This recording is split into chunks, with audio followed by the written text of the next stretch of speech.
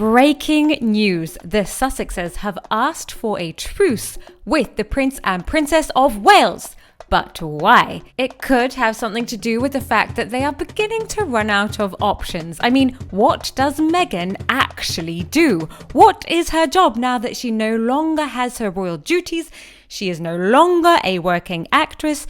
She has been kicked off of Spotify for not being productive enough. She was snubbed by the Emmys for her Netflix documentary. They didn't even merit a nomination. All right, before you blast me over the fact that she has 2 kids and being a mum is hard work, that is a story in itself. After shaming Catherine, Princess of Wales, for having a nanny, stating that her children would be raised by Harry and herself with some help from doobie-loving Doria, Meghan's mum, guess what? She got a nanny. It must have come as a shock to Meghan when she realised that having kids is actually hard work. Shout out to all the incredible mothers out there. Any normal person can see the sacrifice that mothers make to raise their children. It is clear to see just how much time and effort raising children takes. And when Meghan was faced with the reality that this child is going to need more than an hour of attention a week,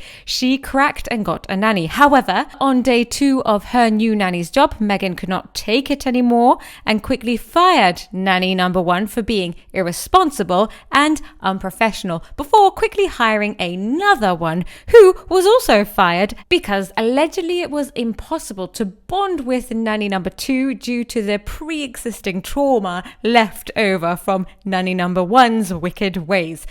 To the point, she has professional help raising her children and she isn't exactly spending her hours dusting the Montecito mansion. So what does Meghan do? Let's get to the crunch. Prior to the Sussex implosion, when they were still everyone's favourite couple, Meghan was asked to give a speech for a high school graduation. As many powerful women may have done in her position, they might sit down for some time and contemplate the most inspirational words that they could use to set these young graduates off on their special path. That would be a good idea, but Meghan thought it would be much better to just say whatever she was thinking at that very moment. This is her explaining how she prepared for this very speech. The biggest thing, and what I have always stuck to, that high school graduation speech, I really struggled, if I'm being honest, about what to say. And I didn't sit down and write anything, and I didn't ask anyone for help with how I should word this.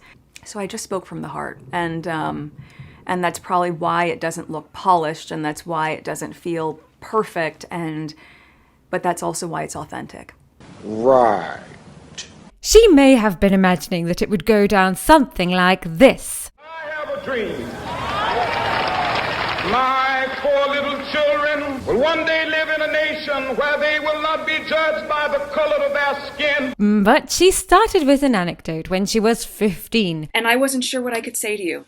I wanted to say the right thing. The only wrong thing to say is to say nothing. Sure. No.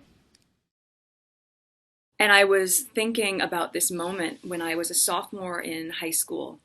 I was 15. Then she moves on to another when she was 11. I was 11 or 12 years old. How many life stories do you need to tell, Meghan, before the class feels inspired enough to face the world? Well, at least one more, because they haven't heard about the time when she was 17 years old. Buckle up. That at 17 or 18 years old, which is how old you are now. She goes on then to apologise that she hasn't changed the world enough yet. So the first thing I want to say to you is that I'm sorry. And coming up in this video are some of the possible reasons why Meghan hasn't quite had the chance to change the world yet. Let's get to Meghan's busy evening schedule. A strong, award-winning, racism-fighting feminist. She does her daily Wordle and then her 10 minutes of Duolingo. And I've played a little Wordle or done my 10 minutes of Duolingo.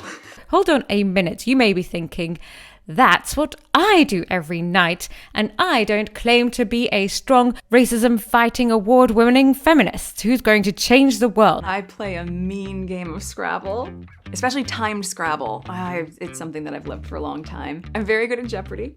Could it be that Meghan is more normal than we think?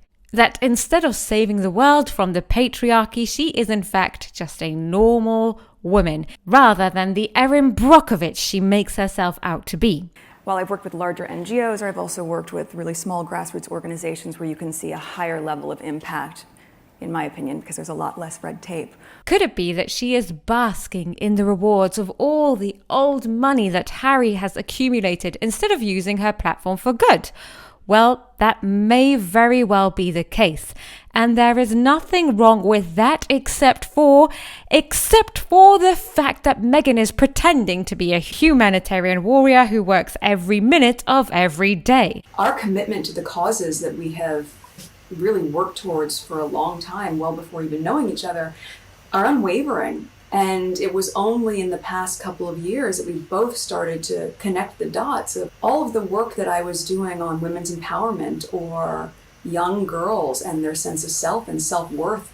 These relaxing evenings are not a new habit she has just discovered ever since being married. Just the idea of staying in, cooking something delicious, watching something great on TV, and doing a lot of nothing. Just home folk. Meghan has claimed to be a world-changing entity for many years, even pre-Harry. When she was sat down with the Fab Four in an interview, she was given credit for all the wonderful activism she had done before meeting Harry.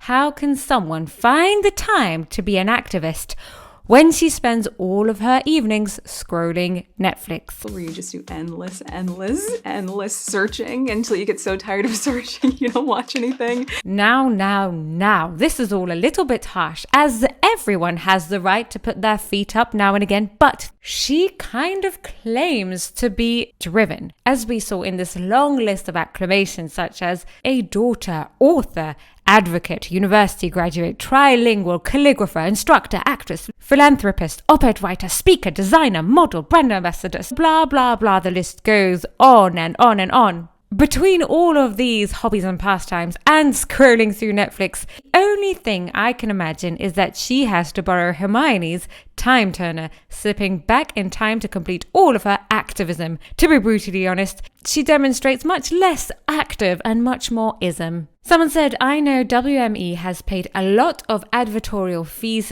to Newsweek, but this needs to stop. Meghan Markle thinks she can PR themselves to the top without doing any work. She hasn't worked since last year Archetypes, and even with that, she hardly did anything. Entitled and lazy. Eventually, entitledness and laziness will all catch up on you and you have to run back to the family calling a truce. Someone else said, the Weinfest continues. Blame everyone but themselves. Lazy is the only way to describe them. 2 years to put together their first item. Full-blown motion pictures have taken less time. Hashtag Harry and Meghan are grifters. Harry, Meghan devastated by the Emmy snub. In their minds, I imagine they are not blaming themselves.